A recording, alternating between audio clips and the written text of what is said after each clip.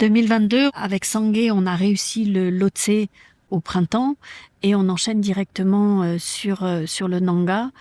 Et là, j'ai été happée par une intoxication alimentaire qui m'a torpillé le ventre la veille du départ pour le sommet.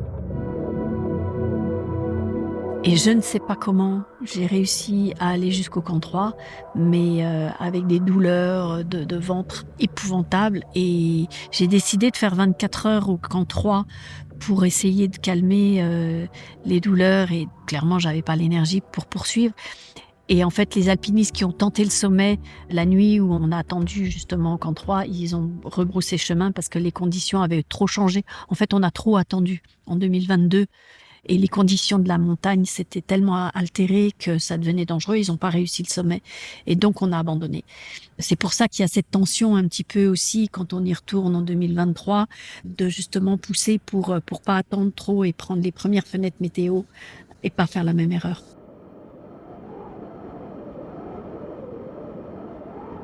Le 26 juin 2023, Pakistan, sommet du Nanga Parbat, 8126 mètres d'altitude.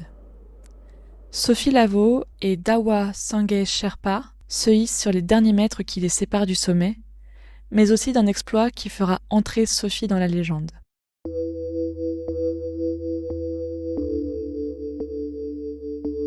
Le summit push depuis le camp 3 à 6800 mètres a été long et intense. Le Nanga est probablement le sommet le plus difficile des 14 sommets de notre planète qui culmine à plus de 8000 mètres. En ce 26 juin 2023, Sophie Lavaux devient donc le premier Français, le premier Canadien et la première Suissesse à boucler les 14 dans un jour blanc.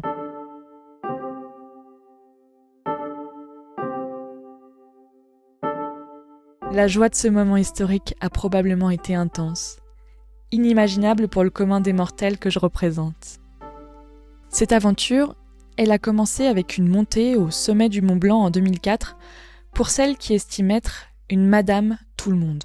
Il y a cette première étape qui est entre le camp 1 et le camp 2, donc justement le passage de Smur-Kinshoffer, qui reste quand même le point clé et la difficulté. Ensuite, la météo se maintient, donc on a pu enchaîner et partir sur le camp 3. Le camp 3, il y a cet aléa de l'emplacement. Vu qu'on décide de pas faire de camp 4, donc il faut quand même aller au plus haut possible. Et donc il y a une espèce de petit îlot rocheux, donc on va mettre les tentes à cet endroit-là. Après de nouveau, c'est chaque fois questionner Yann Giesendaner, donc par rapport à la météo, est-ce que ça se maintient, la fenêtre, qu'on était en fin de fenêtre météo. Et le mauvais temps devait arriver. Et on part en fait vers 18h pour le sommet.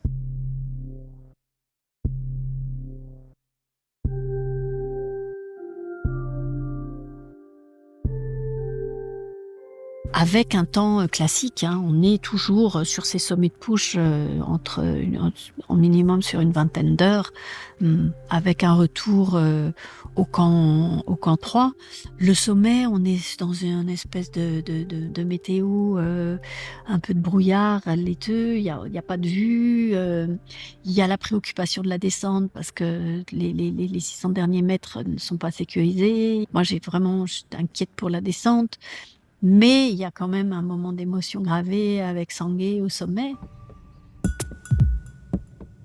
Christine Arila, elle est arrivée au sommet avant et en fait, je la croise quand elle est en train de redescendre et nous, on est vraiment en train d'arriver et là, le fait de la voir redescendre et elle me dit « mais ça y est, t'y es », etc. Il y a eu... là peut-être vraiment le moment fort aussi parce que je savais qu'on allait y arriver. Voilà, c'est plus des flashs, des moments comme ça parce que ces longues heures qui s'étirent pendant toute la nuit, autres où on est juste focalisé sur le halo de la frontale et de mettre un pied devant l'autre. Voilà, c'est long. C'est long.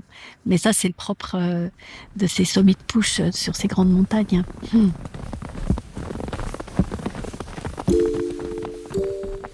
Erhard Loretam, le troisième homme aux 14 8000, a dit « Le problème avec les 8000, c'est comme avec les cacahuètes.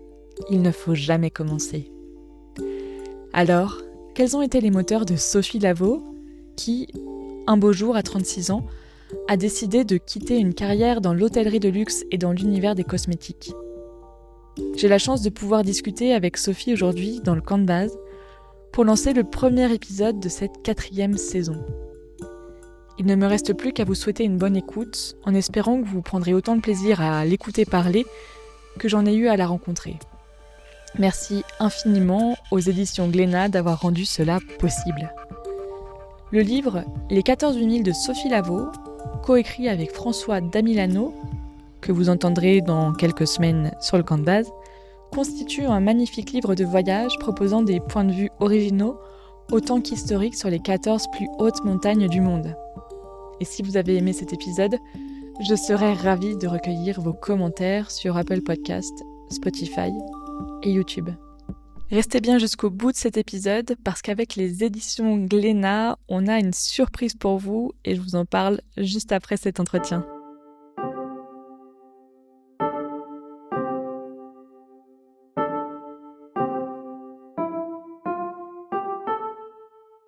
Bonjour Sophie. Bonjour Émilie. Et merci beaucoup d'être dans le camp de base aujourd'hui. Alors pour moi, c'est pas facile de t'interviewer, même si c'est super parce que tu as fait déjà tellement d'interviews et dans le camp de base, en fait, j'essaye toujours de poser de nouvelles questions, des choses qui n'ont pas été entendues ailleurs, mais sans jamais rentrer dans le personnel. Alors j'ai beaucoup réfléchi cette nuit après la projection. J'espère que tu as dormi un petit peu quand même. Un petit peu, mais quand je vois que tu ne dors pas pendant 24 heures au-delà de 6000 mètres, je me dis que il y a de la marge. Ça va aller, il y a de la marge. Première question que je pose à tous les invités du camp de base. Il est où, toi, ton camp de base? Il est composé de quoi pour être bien? Mon camp de base, il peut être n'importe où, mais c'est surtout ma tente. J'ai fait un petit calcul, je crois que j'ai dormi plus de 3 ans dans une tente au-dessus de 5000 mètres. Et en fait, c'est le seul endroit vraiment où je peux recréer une intimité. Il faut que ma tente soit confortable et c'est très très important. Justement, quand on est comme ça dans des environnements hostiles pendant des semaines et des semaines, il faut un endroit où on peut aller se reposer, s'isoler. Donc c'est ma tente. Très bien. Tu aimes à dire que tu es comme Madame Tout-le-Monde, que tu n'es pas une performeuse. Tu as un déclic en 2004 quand tu fais le pari avec un ami d'arriver au sommet du Mont Blanc. Alors moi, j'aimerais bien comprendre un peu dans quel milieu tu as grandi, elle ressemble à quoi ton enfance, et finalement, c'est quoi tes connaissances de la montagne et de l'alpinisme qu'on t'a transmises? Donc moi, je suis née à Lausanne, en Suisse, et on avait un appartement dans la vallée de Chamonix quand on était enfant. Donc je dis souvent, j'ai appris à marcher en même temps qu'à skier. Donc on a quand même été dans un univers de montagne avec mon frère très jeune. Et on passait la moitié de l'été, les vacances scolaires aussi à la montagne. En revanche, il n'y a pas d'alpiniste dans la famille. Donc, il n'y a pas cette culture de la grimpe qu'on peut inculquer aux enfants très jeunes. D'ailleurs, j'adore grimper, mais je suis une bille parce que justement, j'ai commencé trop tard. Ouais. En revanche, ma discipline de cœur, quand j'étais jeune, c'était la danse classique. Donc j'ai fait presque 15 ans de danse classique, de ballet, vraiment à haut niveau, au point que je voulais arrêter l'école et me consacrer à cette carrière. Et comme j'étais quand même assez bonne à l'école et que c'était assez facile pour moi, mon père m'a toujours dit, il faut que tu passes ton bac et puis après tu feras ce que tu veux. Et donc il y a des années où je me suis retrouvée avec l'école donc traditionnelle, pas aménagée, et une 15aine d'heures de danse par semaine. Donc c'était toute ma vie. J'étais à l'école et à la danse. L'année juste avant les auditions pour potentiellement rentrer dans une compagnie, j'ai eu conjointement un gros problème de dos et une appendicite à la limite de la péritonite. Et donc j'ai dû arrêter. Et en fait cette année, presque une année avec un corset, a fait que j'ai tellement perdu que quand j'ai repris, le niveau avait trop baissé et j'ai dû abandonner. Et en fait, ça a été assez traumatisant parce que je m'étais projetée dans ma vie comme danseuse. avec le rêve d'une danseuse étoile, hein, je pense comme toutes les petites filles qui font de la danse. Donc la transition a été longue, mais après, je raconte ça parce que je pense que du moment où j'ai mis des chaussons d'escalade, déjà, il y a une sensation qui est très très similaire aux chaussons de pointe. Donc c'est un univers complètement différent et avec finalement pas mal de similitudes, d'équilibre et autres. Et je pense que c'est pour ça que j'ai accroché à la grimpe. Et après, par la suite, donc dans cette quête d'altitude, c'est finalement le mental. Le mental qui joue un rôle très très important.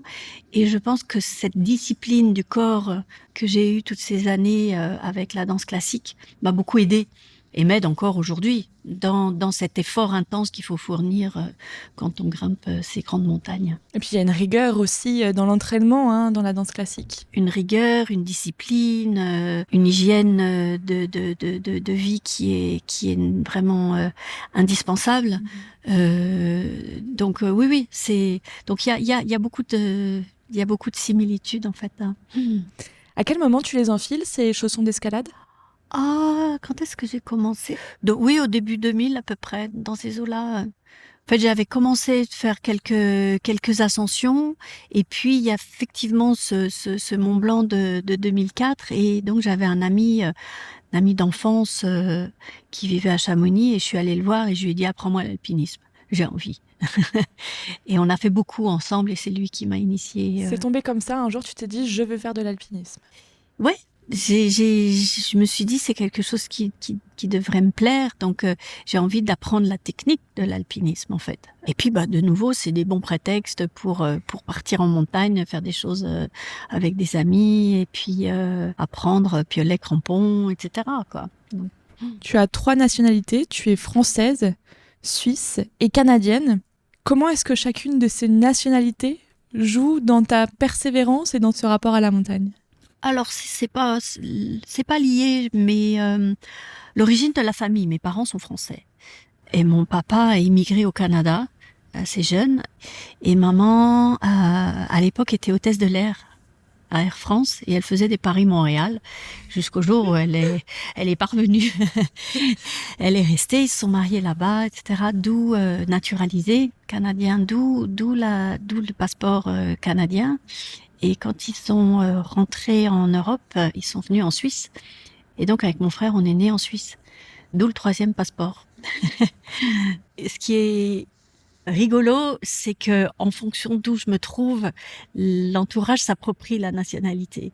Donc, quand je suis en Suisse, alors je suis suisse. Quand je suis à Lausanne, je suis vaudoise parce que je suis née à Lausanne. Quand je suis en France, je suis française. Et quand je vais au Canada, je suis canadienne. Donc, chacun s'approprie le précaré. Donc, c'est rigolo. Surtout dans ce record, en fait. J'imagine que ouais, carrément, y a une fierté. Ouais. Lausanne, c'est une très jolie ville médiévale. On retrouve le musée de l'Élysée. Le musée de l'Élysée qui abrite une collection qui est une collection assez incroyable de photographies d'Ella Maillard. Ella Maillard qui a traversé la Chine par les territoires ouïghours de Pékin au Cachemire en 1935. Est-ce que tu as eu l'occasion de voir cette collection de photographies ? Alors non, j'ai pas eu l'occasion de la voir. En revanche, Alexandra Davigny, Ella Maillard, c'est des noms qui résonnent, d'aventurières extraordinaires, pour qui j'ai vraiment beaucoup d'admiration. Et j'ai travaillé à Genève dans un institut de coaching qui s'appelait l'Institut Futura 21, et on a inauguré donc les nouveaux bureaux, et la directrice de l'institut a nommé des salles, nos salles de conférences et de cours, et il y avait la salle Ella Maillard et il y avait la salle Sophie Lavaux. Et donc j'ai toujours été très très flattée et d'avoir mon nom à côté de celui d'Ella Maillard. Est-ce qu'on peut faire justement un petit retour en arrière et que tu me racontes après le Mont Blanc, donc tu te dis que tu vas faire un autre 4000, puis un 5000, puis tu sais la théorie des petits pas, on va toujours un peu plus loin ? C'est exactement ça. C'est un pas après l'autre, un sommet après l'autre, et puis après on verra. C'est vrai que je parle toujours après ce Mont Blanc, les voyages et la découverte d'autres sommets et de l'altitude et autres. Mais dans l'intervalle de ces grands voyages, j'ai vraiment beaucoup, justement, avec cet ami, apprends-moi l'alpinisme, on a fait beaucoup d'ascensions dans les Alpes. Mais c'est vrai que j'ai été quand même attirée assez vite par l'altitude, par aller toujours un peu plus haut. C'était pas forcément la technique, aller dans le dur, de plus en plus dur. C'était plus d'aller découvrir et aller un peu plus haut. Et donc c'est comme ça que je passe un 5000, après 6000, après 7000, et puis après la barre des 8000. Mais il y a quand même 10 ans qui s'écoulent entre un Mont Blanc 2004 et un Everest en 2014. Donc voilà, c'est de nouveau, on est sur du temps long. Je suis pas inoxtag qui s'est réveillé un matin en disant tiens, je vais aller gravir l'Everest. Et l'année d'après, j'étais au sommet. Non, c'est pas du tout comme ça que ça s'est passé. Justement, quel regard tu portes sur ce jeune homme qui a tout lâché et qui s'est dit je vais aller faire l'Everest? Eh ben, pourquoi pas? Mais pourquoi pas? Je veux dire, d'avoir un rêve d'Everest peut prendre n'importe qui, quelque part. Après, c'est comment on s'y prend. Et là, de se dédier complètement à ça, de s'être entraîné.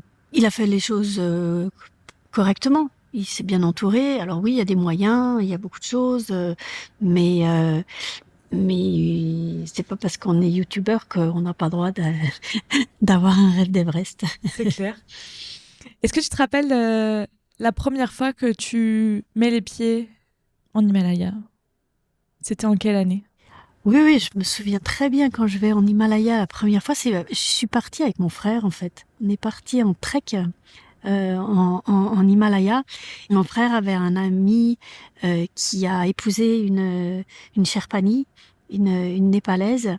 Elle s'appelle Lakti et elle était une des premières femmes guides de trek au Népal. Les femmes ont eu du mal et ont toujours encore aujourd'hui du mal à s'affranchir quand elles veulent sortir des rangs de mères de famille. Mais il y en a de plus en plus. Mais à l'époque, Lakti était vraiment une des premières. Et elle avait appris le français, donc elle travaillait pour Alibert. Et en fait, elle a organisé hors saison, parce qu'on y était en février, donc il faisait un froid de dingue. Mais il y avait personne. On devait aller au camp de base de l'Everest, sauf que les lodges étaient fermés parce que on était complètement hors saison. Et on a bifurqué dans la vallée de Chukung et on a fait ce qu'on appelle donc le Chukungri, qui est un 5005. Et ça a été un des premiers déclics après dans ce début, ce démarrage d'aller un petit peu en altitude. Et en fait, on l'a su au retour, mais ce voyage préparait leur mariage. Ils préparaient leur mariage. Et quelques mois après, on a été conviés à Paris pour le mariage de Lakti et Olivier, qui était un très très joli mariage. On parle beaucoup de Katmandou, qui est une ville qui fourmille, des sourires des Népalaises, de la pauvreté. Est-ce que tu peux nous raconter les paysages que toi tu gardes de Katmandou?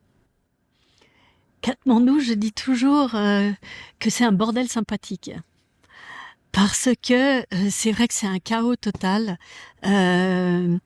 mais il y a un trafic épouvantable, mais tout le monde roule à 20 à l'heure, tout le monde c'est pousse-toi là que je passe, etc. Mais c'est toujours courtois.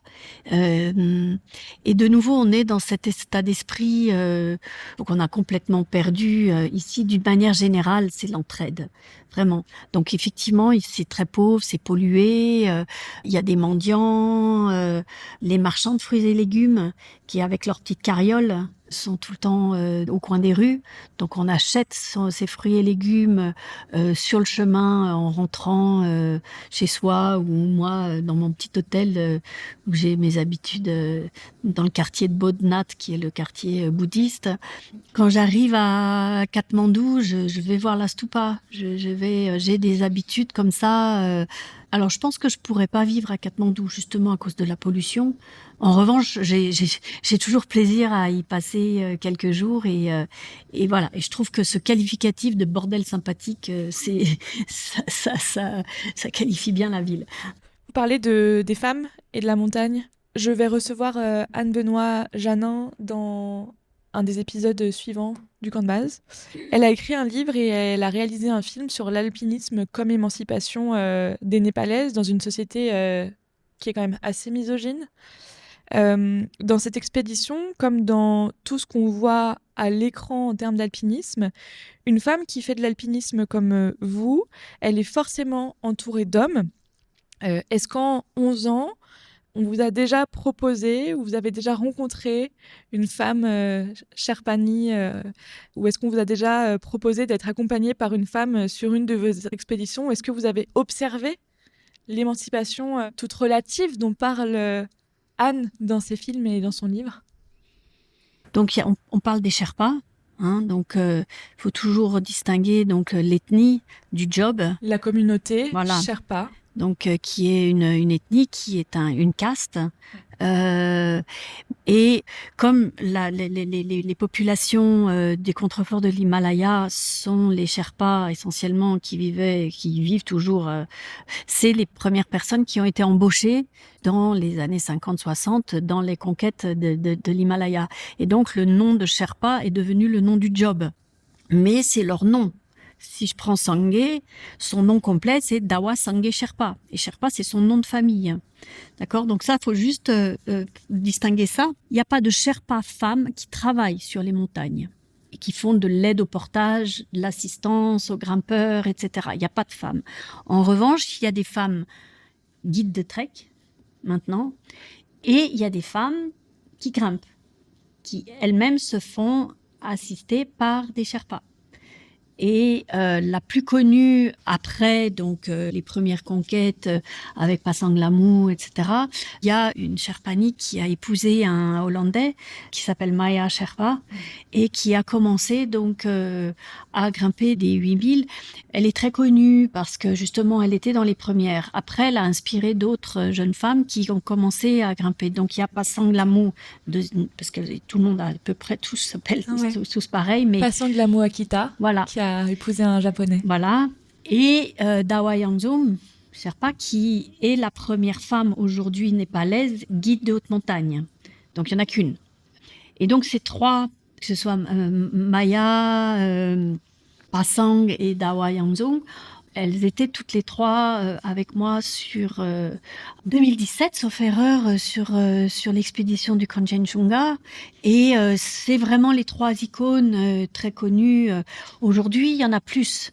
Donc petit à petit, évidemment, c'est dur. Il y a Funjo qui a battu un record de vitesse sur l'Everest la saison dernière. Il y a Purnima Shreta, où j'ai fait la première expédition avec elle en 2017 et qui aujourd'hui, elle est dans la course au 14. Donc, bien sûr que ça reste difficile pour elles. Bien sûr qu'elles doivent casser les codes de la société qui effectivement est assez encore très macho. Mais petit à petit, on commence à voir des femmes sur les camps de base. Pareil au Pakistan. Les premières expéditions au Pakistan, il y avait, j'étais en général la seule femme. Petit à petit, il y a eu des étrangères. Et là, sur le Nanga Parbat, par exemple, il y avait 3 jeunes femmes pakistanaises qui tentaient l'ascension. Alors évidemment, ce sont des jeunes femmes qui sont d'un milieu privilégié, qui en général vivent à l'étranger, mais n'empêche qu'elles sont pakistanaises et elles portent les couleurs du pays et ça permet un tout petit peu d'avancer dans l'émancipation des femmes dans le contexte de la grimpe. Mais il y a encore du chemin à faire quand même. Est-ce que vous faites partie de celles qui ont eu besoin d'avoir des modèles féminins pour vous lancer ? Non, c'est pas des modèles qui est le facteur déclenchant chez moi. En revanche, quand j'ai commencé à découvrir, à apprendre, à me documenter quand même sur le milieu, j'ai rencontré, en quelle année? Je crois que c'était en 2016, Nives Meroy, qui a un parcours, donc qui a réussi les 14-8000 avec son mari, et qui a renoncé. Elle aurait dû être la première, réussir les 14-8000. Et elle a renoncé à ce podium, on peut dire ça comme ça, parce qu'elle a grimpé tous les sommets avec son mari. Ils ont dû interrompre leurs expéditions parce qu'il a eu un cancer. Et elle est restée à son chevet pendant 4 ans. Il s'en est remis et ils ont terminé après. Donc, j'aime beaucoup l'histoire parce que c'est justement, c'est une histoire d'amour avant tout. Et puis, ils ont grimpé dans un style très, très épuré. Ils étaient, voilà, c'est une histoire d'amour en montagne, de couple.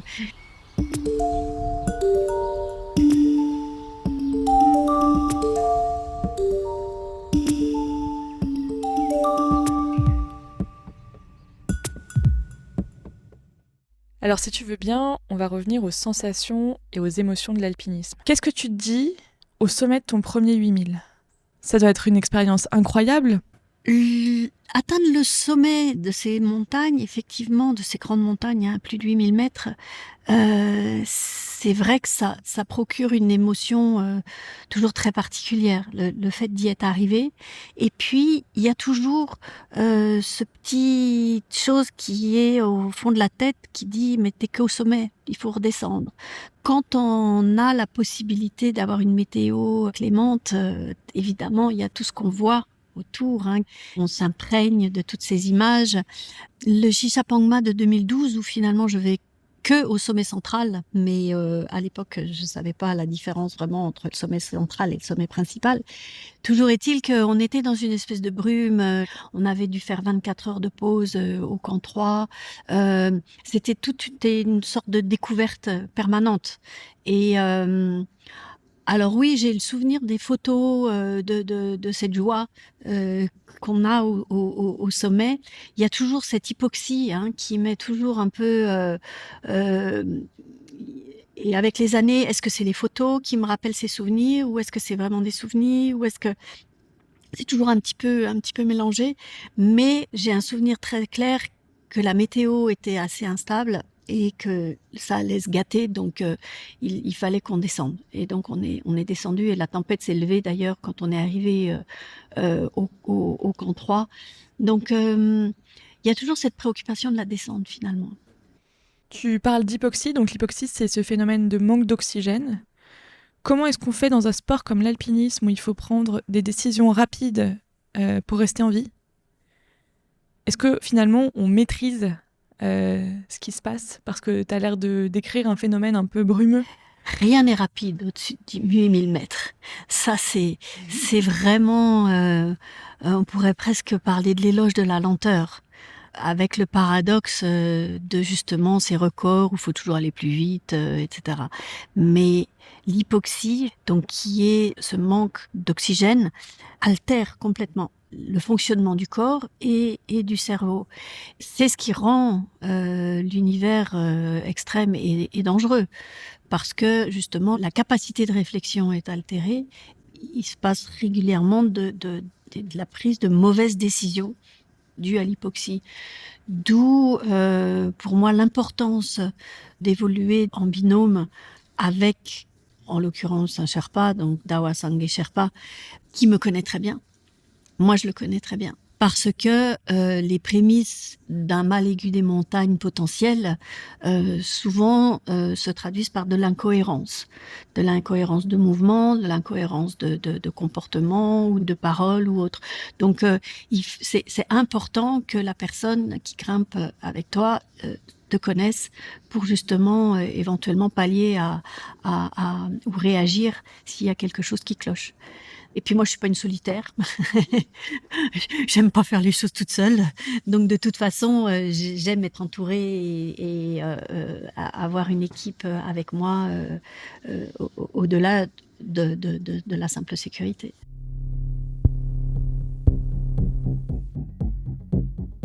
Le Nanga Parbat, c'est un petit peu comme le K2.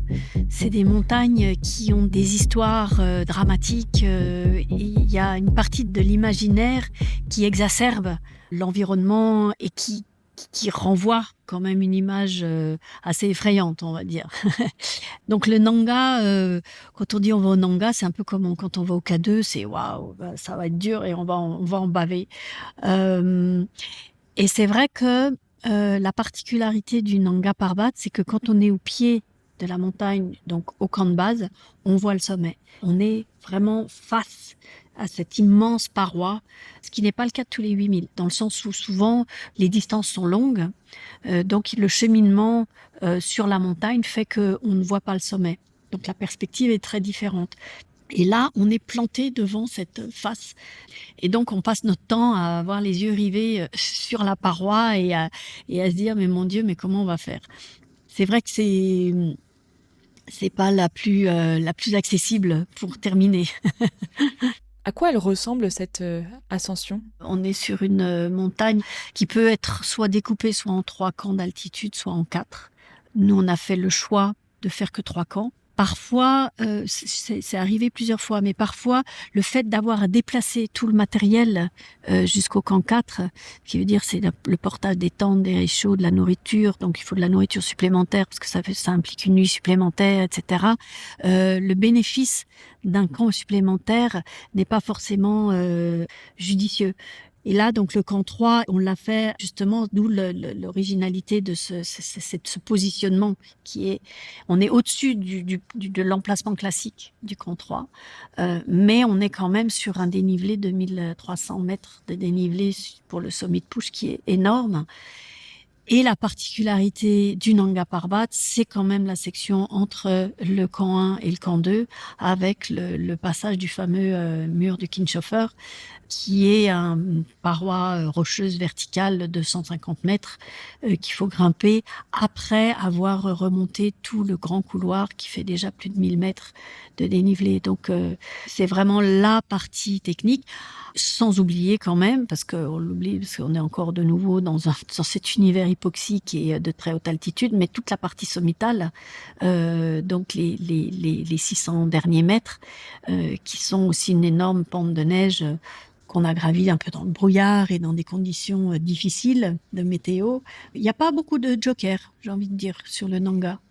Il y a peu d'endroits où si on fait une erreur technique, on risque pas la mort. Donc elle est dans le top 5 des plus ardus, j'ai envie de dire quand même. Comment tu la prépares, cette expédition? J'ai pas choisi de finir par le Nanga, c'est toujours le choix des expéditions se fait en fonction des opportunités de l'année. Alors soit je sais qu'il y a une expédition qui se monte sur un sommet, donc je me greffe à cette expédition. Soit moi j'ai envie d'aller sur tel sommet, donc je fais le tam-tam et je réunis l'équipe où on se coalise entre grimpeurs qui veulent aller sur la même montagne. L'idée étant de mutualiser les coûts, de partager les coûts du camp de base et des permis d'ascension pour minimiser les coûts. Donc, je pensais le réussir en 2022 et le dernier aurait dû être le Shishapangma parce que la Chine était encore fermée à l'époque. Et en fait, je loupe le Nanga de 2022. Entre-temps, le Tibet ouvre, donc j'ai l'opportunité d'y aller au printemps 2023. Je réussis et donc c'est le Nanga qui arrive en dernier. Et d'où la difficulté de François Damilano sur le scénario du film, parce que il a vendu aux télé un scénario qui devait se passer sur le Shishapangma. Et en fait, on est parti au Nanga Parbat. Tu parles donc du film de François Damilano, Le Dernier Sommet. Moi, j'ai été absolument bluffée par les images. On voit vraiment là sur le camp 3 ces toutes petites tentes qui s'accrochent comme ça dans la montagne. On n'a jamais autant l'idée de pente, même en ski de pente raide. Quand on voit une image, là, c'est vraiment très très impressionnant. Et d'ailleurs, ça me fait rebondir sur le fait que tu as l'air là complètement lucide parce que tu as l'expérience précédente d'une avalanche et tu dis au groupe quand tu arrives, nous ne restons pas là, il faut qu'on aille plus loin, plus haut pour se trouver un éperon rocheux pour ne pas risquer une avalanche et tu connais ça puisque tu l'as vécu sur une précédente expédition. Alors, merci Ulysse Lefebvre pour les images de drone et cette technologie qui permet effectivement d'avoir des angles de prise de vue qui donnent des perspectives différentes, effectivement. Oui, alors de nouveau, hein, donc le Nanga Parbat, c'est ma 22e expédition. On apprend beaucoup, donc l'expérience fait que justement, cet état hypoxique, on va dire en général, il se manifeste au-dessus de 8 000 mètres. Même si au-dessus de 7 000, on commence à être en difficulté. Euh, mais, euh, mais voilà, après, on est en équipe, on discute et c'est vrai que les décisions, elles sont prises ensemble. Et très souvent, donc moi, la personne avec qui je prends les décisions, c'est Sangué. On voit qu'il y a une décision dans le groupe, mais il y a aussi quelque chose de très intéressant, c'est-à-dire qu'au camp de base, quand vous avez une fenêtre météo, il y a un espèce de conciliabule entre toutes les expéditions qui sont là pour le Summit Push, pour dire, ok, comment est-ce qu'on s'organise pour pas se marcher sur les pieds. Je pense que je ne l'avais jamais vu documenté ainsi. Est-ce que tu peux nous en parler ? Alors, c'est fréquent. C'est fréquent sur les camps de base que les membres des expéditions se croisent les informations. Et c'est surtout dans l'idée que tous ensemble, on va être plus forts. Et le point clé de ces discussions ou de ces rencontres, c'est de décider de l'ouverture de la voie.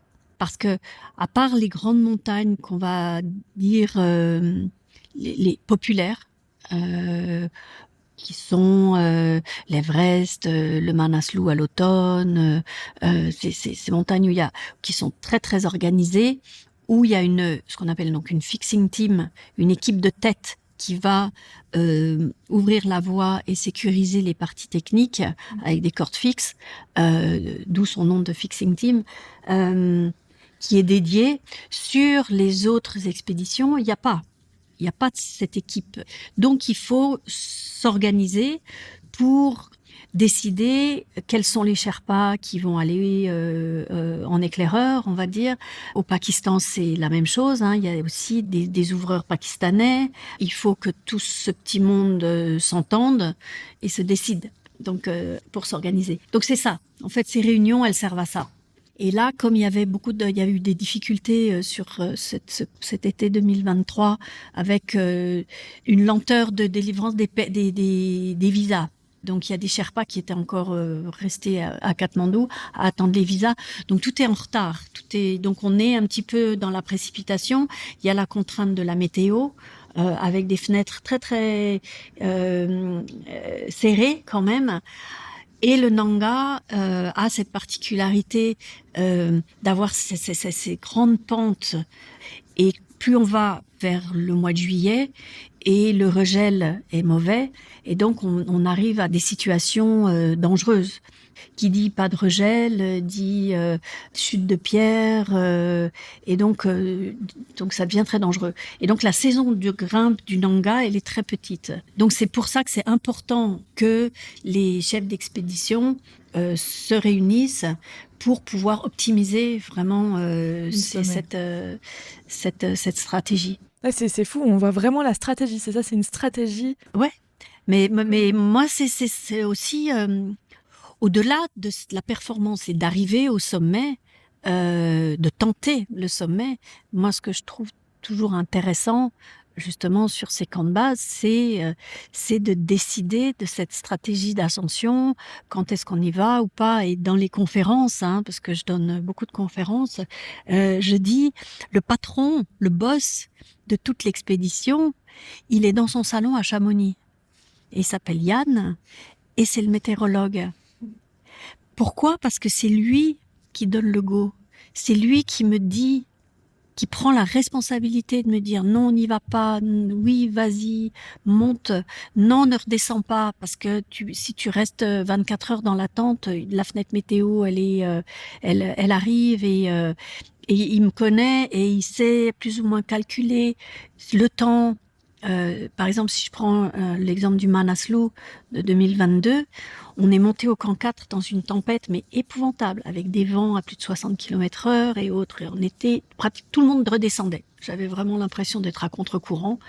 Et je me disais, mais qu'est-ce qu'on fout là, quoi. Et on était dans la tente ballottée avec le vent et autres. Et j'ai pris le téléphone satellite et j'ai dit, mais pourquoi on est là, quoi. Et il me dit, mais t'inquiète pas, le vent tombe entre minuit et 9h du matin. Et t'as le temps d'aller faire ton sommet. donc descends pas. Et il a eu raison. Et à partir de 11h, le vent a commencé à baisser. À minuit, on a commencé à se préparer, etc. Et j'ai eu le temps de faire le sommet dans des conditions exceptionnelles parce qu'il y avait pratiquement personne. Donc voilà, c'est un peu aussi tout cet esprit d'équipe, tous les gens qui m'entourent. En qui tu as une confiance finalement débordante. Ouais. Lien de confiance, il est absolu. Si on doute, si je commence à douter des prévisions de Yann, je vais commencer à aller voir l'expé d'à côté, lui demander sa météo, etc. Mais en fait, avec les années, tout le monde a compris que moi j'avais quand même une météo qui était quand même très très performante. Donc c'est plutôt les autres qui viennent me demander, Des conseils. ça. Ouais. D'ailleurs, c'est un moment qui m'a marqué, c'est que tu notes ce que Yann te dit dans un carnet. C'est la question de la mémoire, en fait, que je veux avancer ici. Tu dis aussi que la mémoire, elle est bien faite, que très rapidement, ton cerveau balaye le négatif pour ne garder que le positif. Comment est-ce que tu gardes la mémoire de tes expéditions? Est-ce que tu écris beaucoup dans ces carnets? Alors ces carnets, oui, j'ai depuis le tout début, mais même avant les expéditions à 8000, à chaque fois que j'ai fait des voyages, j'ai emmené des carnets de notes. Donc j'ai un tiroir qui est rempli de carnets de notes. Et l'idée en expé, c'est effectivement d'écrire une page par jour de ces petits carnets. Alors ça permet effectivement de garder déjà ce qu'on fait dans la journée, si c'est un jour de repos ou si c'est un jour où on bouge, avec le dénivelé, l'itinéraire, qu'est-ce qu'on a fait, les temps, les altitudes, et puis le ressenti de la journée, ou ce qui s'est passé, ou s'il y a rien, ce qui se passe rien. Ce qui arrive quand même quand on est sur des jours de repos au camp de base ou autre. En fait, après, ils partent dans le tiroir et puis quand on est rentré plus en détail dans le projet du livre avec François, où j'avais justement besoin d'écrire un carnet par expédition. Je me suis replongée dans ces carnets. C'était un moment très chouette, en fait, parce que y a plein de choses, évidemment, que j'oublie. Et le fait de se replonger dans ces carnets, on replonge quand même dans l'expédition, parce que il y a les noms des autres grimpeurs, des gens qui nous ont accompagnés, le ressenti, la météo du moment, etc. Enfin, il y a plein de choses, les anecdotes et vraiment le déroulé. Et ça me fait le même effet quand je replonge dans les photos. Parce que j'ai une banque de photos, enfin j'ai des photos j'en ai tellement.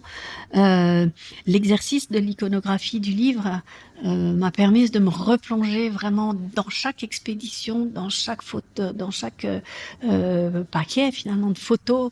C'était vraiment très chouette en fait de reparcourir tout ça. C'est un travail d'archiviste en plus, de venir fouiller, de gratter. Ouais. Et justement, dans la recherche des thèmes juste pour les carnets du livre, il y en a, c'était évident. Il y en a, la montagne, je savais exactement ce que je voulais raconter. Puis d'autres, c'était moins évident, moins marquant. Donc j'ai été reparcourir tout ça. Et puis là, c'est comme ça que des fois l'idée, elle est venue. Hein. La première parole qui t'est prêtée dans le film, c'est celle où tu revendiques la non-performance de ce que tu fais.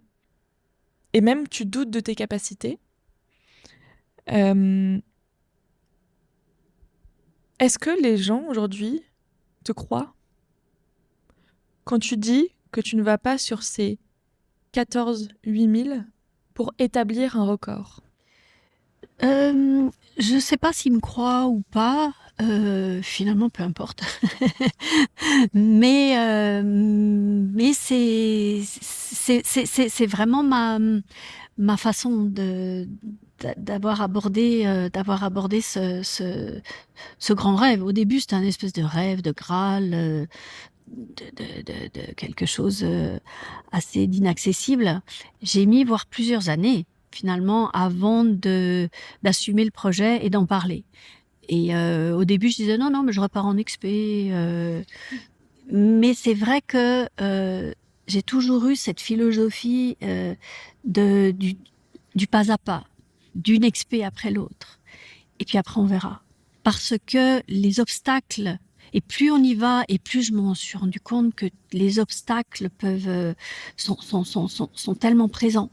Il peut y avoir un accident, se casser la jambe, et puis ça s'arrête. Où il y a tellement de choses, que ce soit maintenir cette condition physique qui me permet de partir et de repartir en expédition, les conditions sur la montagne, les aléas météo qui peuvent se produire. Enfin, il y a tellement de facteurs qui peuvent nous mettre en échec que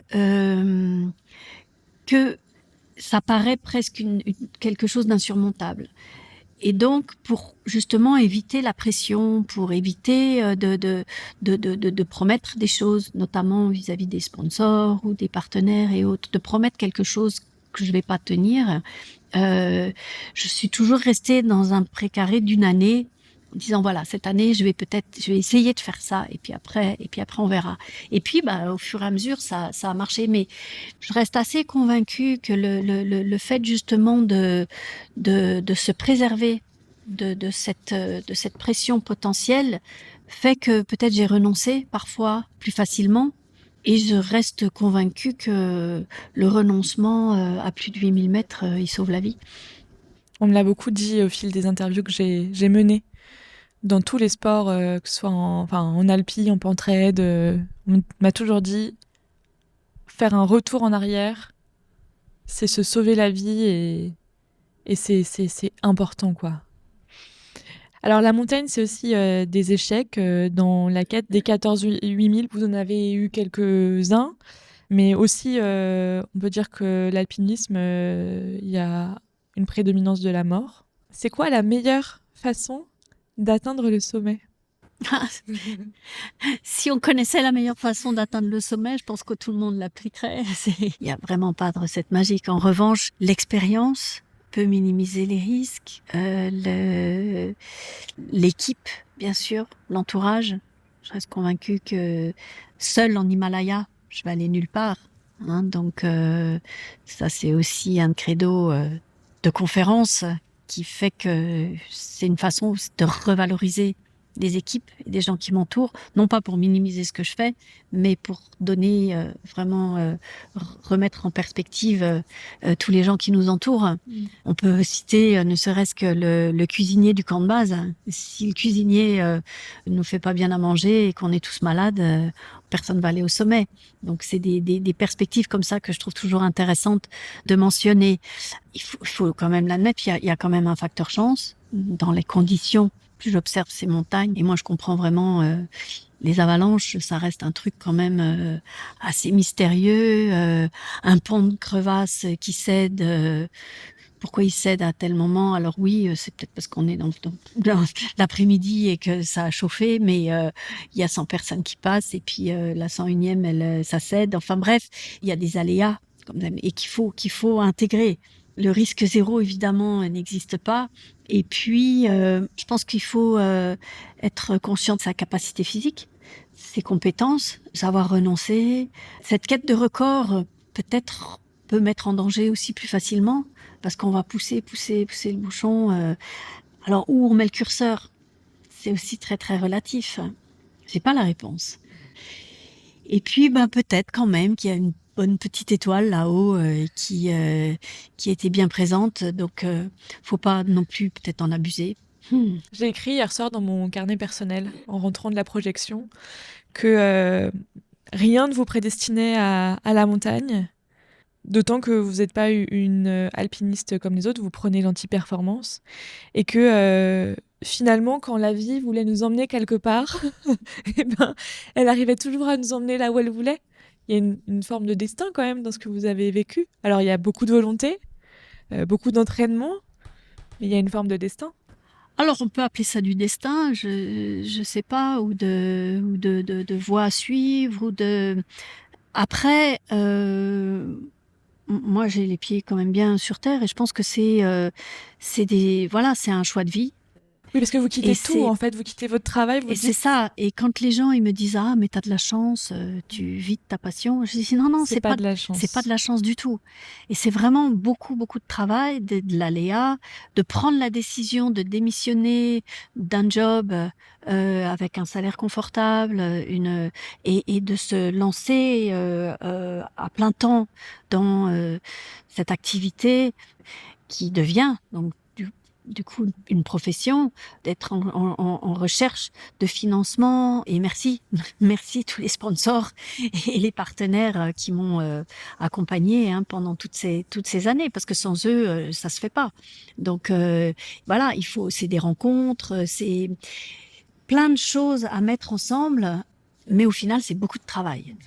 C'est pas de la chance. Non, c'est pas de la chance. C'est facile en 2024, quand on est Sophie Lavaux, de trouver des sponsors? Non, c'est pas facile. Non, non, non, non, ça, c'est jamais facile.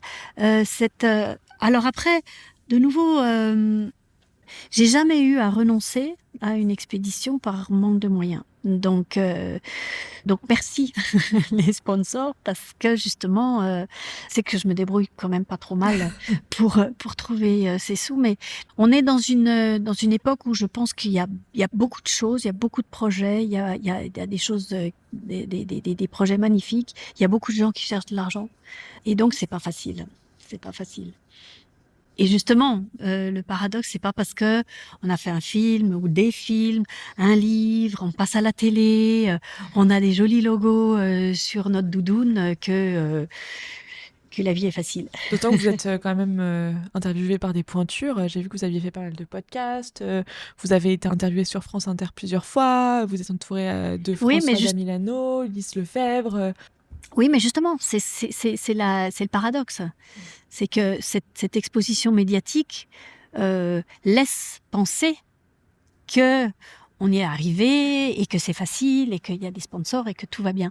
Mais non, ça reste toujours une quête d'une année sur l'autre. Et donc, avis aux amateurs, s'il y a une inspiration, à vouloir, poursuivre, ce sponsoring, vous êtes les bienvenus. Très bien, ce sera entendu. En tout cas, j'espère. Merci infiniment, Sophie, d'avoir été dans le camp de base aujourd'hui. Mais merci pour l'invitation.